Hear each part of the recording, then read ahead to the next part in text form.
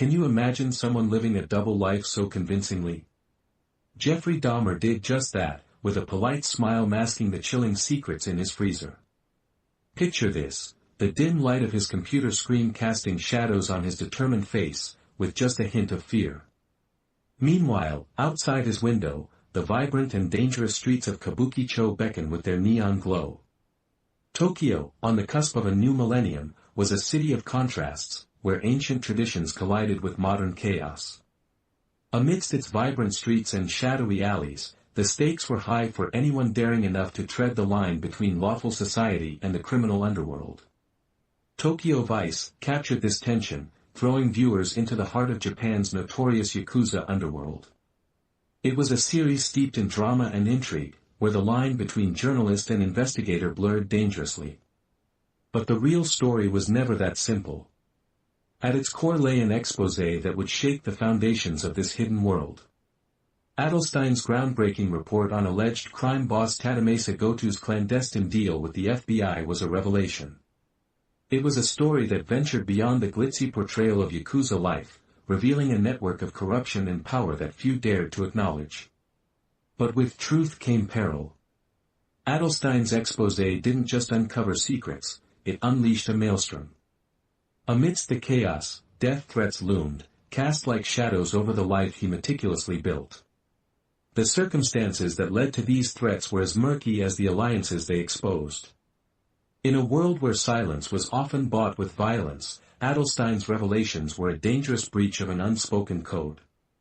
The journalist's resolve was tested as he navigated a landscape where every step could be his last. What would drive a man to risk everything for a story? And what forces lay waiting in the shadows, ready to silence him forever? These questions would set the stage for a journey into a world where the truth was both a weapon and a target. The reality was far darker than anyone knew. The facade of Tokyo's shimmering nightlife masked a labyrinthine network of power plays and covert deals.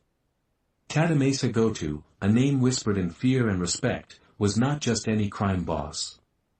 He was a key figure in the Inagawakai, one of the largest Yakuza syndicates. In 2001, Goto made headlines when it emerged that he had struck a controversial agreement with the Federal Bureau of Investigation. In exchange for valuable intelligence on his rivals, Goto secured a life-saving liver transplant in the United States. This arrangement, hidden from public view, exposed the uncomfortable intersections between law enforcement and organized crime. Behind closed doors, however, the stakes were even higher for Jake Adelstein. A violent Yakuza gang war erupted from a single, seemingly insignificant, cigarette tax increase in 1970s Japan. The Toei-gumi Uprising, a pivotal moment in the history of Japan's organized crime, was ignited by this unexpected policy shift. At the heart of the conflict was Kazuo Tauka, an infamous Yakuza boss whose leadership would forever alter the landscape of the underworld. Kazuo Tauka, often called the Godfather of Godfathers, led the Yamaguchi-gumi, the most powerful Yakuza organization at the time. His influence was unmatched. But even his empire was not immune to the ripples caused by government decisions. The cigarette tax increase threatened one of the Yakuza's most lucrative operations, cigarette smuggling. Tauka saw this as an existential threat to his syndicate's revenue streams and influence. The Yakuza's intricate network of smuggling routes and loyal operatives was suddenly under siege. Tauka's response was swift and brutal. He rallied his forces for what would become known as the Toei-gumi Uprising, a conflict that spilled blood across the streets of Tokyo. The violence was not just between rival gangs. It was a direct challenge to the government's authority, a statement that the Yakuza would not be easily subdued. What nobody expected was the scale of the uprising. The conflict claimed numerous lives, with skirmishes erupting in broad daylight, causing panic among civilians. The government, initially slow to react, found itself embroiled in a battle it had inadvertently provoked. The uprising became a defining moment in Japan's post-war history, reshaping the dynamics between the state and its most notorious criminal organizations. The truth was far more disturbing. Tauka used the uprising to consolidate power, eliminating rivals and dissenters within his ranks. The chaos allowed him to tighten his grip on the Yamaguchi-gumi, fortifying his position as the undisputed leader of the Yakuza.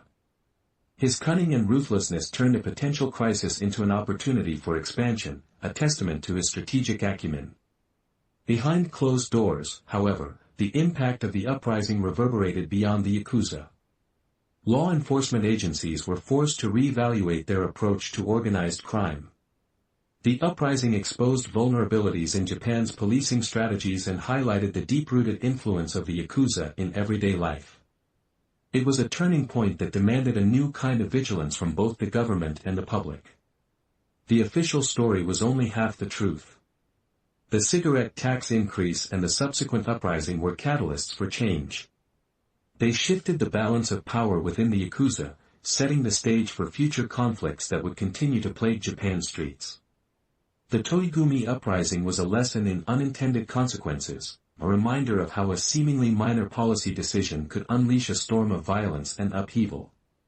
Kazuo Tauka's legacy, built on the ashes of this conflict, would inspire countless tales of Yakuza intrigue. But the reality was far darker than anyone knew, a shadowy world where power was both an illusion and a deadly game. In the aftermath of the uprising, the question lingered: who truly held the reins of power in Japan's underworld? Missouri, March 28, 1969. Jake Adelstein entered the world, unaware of the path that lay ahead. As the son of American parents, he was raised in the cultural tapestry of the Midwest. The experiences of his early life would later fuel his relentless drive for uncovering hidden truths. He would eventually find himself in Tokyo, a city that would become both his muse and his battlefield. With every step, he inched closer to the stories that would define his career. In 1993, Adelstein broke new ground, becoming the first non-Japanese staff writer at the prestigious Yomiuri Shimbun newspaper. This was an unprecedented achievement for a foreigner in Japan's insular world of journalism. It was a role that demanded not only linguistic fluency, but also a deep understanding of a culture steeped in tradition. His entry into the newsroom was more than a professional milestone. It was a gateway into a world few outsiders dared to tread. The stories he pursued would soon blur the lines between reporter and participant. For 12 years, Adelstein immersed himself in the labyrinthine corridors of Tokyo's underworld. Each article he penned was a testament to his unwavering resolve to expose the untold stories of Japan's most notorious crime syndicates. These weren't merely tales of violence and crime, they were complex narratives of power and influence. Within the pages of Yomiuri Shimbun, Adelstein's investigative prowess began to shine. But it was his unyielding courage in the face of danger that set him apart. The risks were real, and the stakes were life-threatening.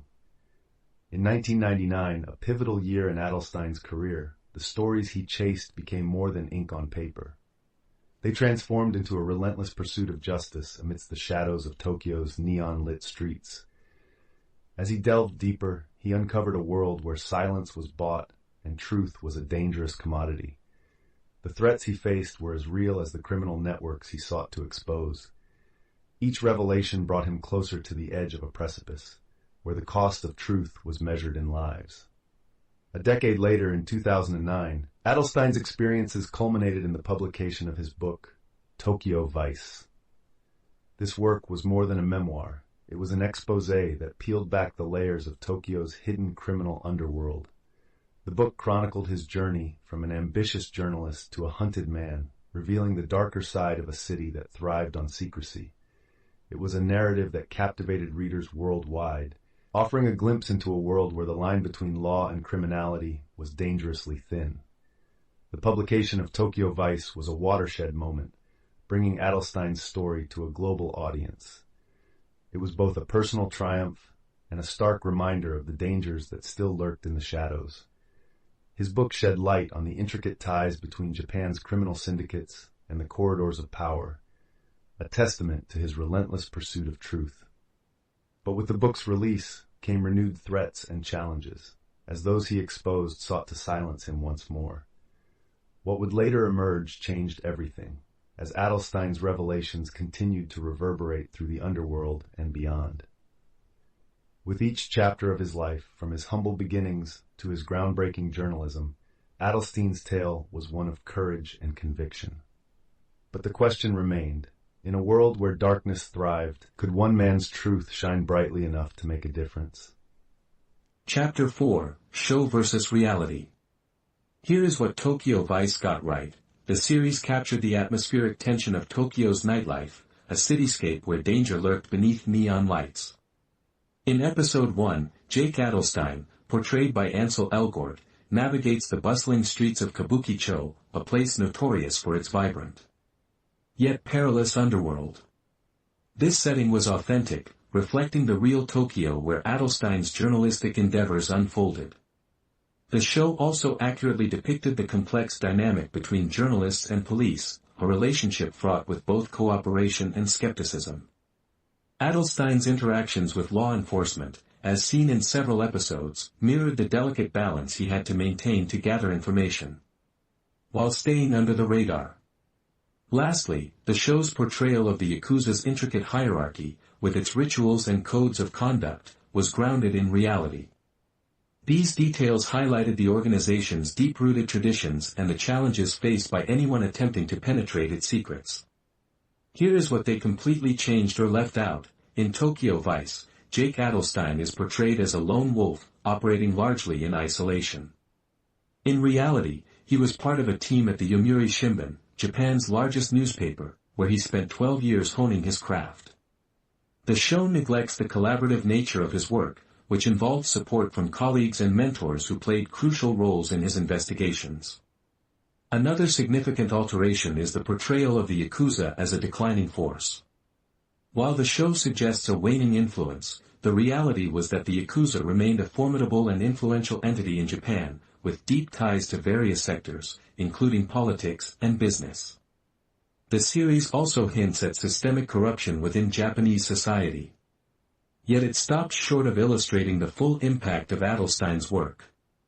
His investigations led to substantial changes in how the Japanese police approached organized crime, a legacy that the show fails to fully explore. These omissions and alterations present an incomplete picture of the true stakes and outcomes of Adelstein's fearless reporting. In Tokyo Vice, the dramatized version of Jake Adelstein's life schemes over significant moments that defined his career. One such instance was his groundbreaking investigation into Tadamasa Goto, a notorious Yakuza boss. Adelstein's relentless pursuit of the story revealed Goto's controversial liver transplant in the United States, a scandal involving American hospitals and the FBI. The show briefly mentions Goto, but omits the international implications and the dangerous threats Adelstein faced as a result. This was not just a personal risk, it was a revelation that rippled through both the criminal and medical worlds, exposing vulnerabilities in systems thought to be impenetrable. Another aspect glossed over is the personal cost of Adelstein's dedication to his work. The series hints at the emotional toll, but doesn't delve into the real-life consequences he endured. His relentless pursuit of the truth led to threats against his family, a stark reminder of the perilous path he walked. The show simplifies these threats, often framing them as cinematic tension rather than genuine danger. In reality, Adelstein found himself entangled in a web of fear and paranoia, constantly looking over his shoulder. This atmosphere of dread, a byproduct of his relentless journalism, is essential to understanding the full gravity of his story, one where the stakes were far more than just professional accolades, but a battle for survival itself. Tadamasa Goto, an alleged crime boss, entered the United States for a liver transplant. He was a known criminal. The truth behind the real-life Yakuza wars, which inspired Tokyo Vice, is a chilling exposé of power and influence hidden in plain sight. What the show presented as thrilling drama was, in reality, a grim dance of life and death where the lines between right and wrong often blurred. This story reveals the stark contrast between the romanticized portrayal of the Yakuza and the dangerous, secretive world they inhabit. Jake Adelstein, the man behind the curtain, faced a reality far removed from fiction. After publishing his exposé, death threats became a constant shadow, a testament to the perilous nature of uncovering hidden truths. This narrative highlights the cost of speaking out, the risks undertaken by those who dare to challenge the status quo. The story didn't just change perceptions, it altered the landscape of Japanese journalism and law enforcement. Today, the legacy of Adelstein's work endures, a reminder that truth often demands a heavy price. Follow Dark Crime Decoded for more real stories behind your favorite crime series and films. What would later emerge changed everything. In 2001, Tadamasa Goto, a figurehead of the Yamaguchi-gumi syndicate, leveraged his connections in a shocking twist of fate. He exchanged intelligence on Yakuza operations for a visa, a clandestine deal that raised ethical questions and international eyebrows. The transaction blurred boundaries between crime and law enforcement, revealing a world where loyalty is as negotiable as currency. Meanwhile, Jake Adelstein's journey through the underbelly of Tokyo was fraught with peril. In 1999, his relentless investigation into Goto's activities led him to a dark revelation. Goto's reach extended beyond Japan's shores, infiltrating legitimate businesses and corrupting officials. Adelstein's courage to document these truths put him in the crosshairs of the very underworld he exposed.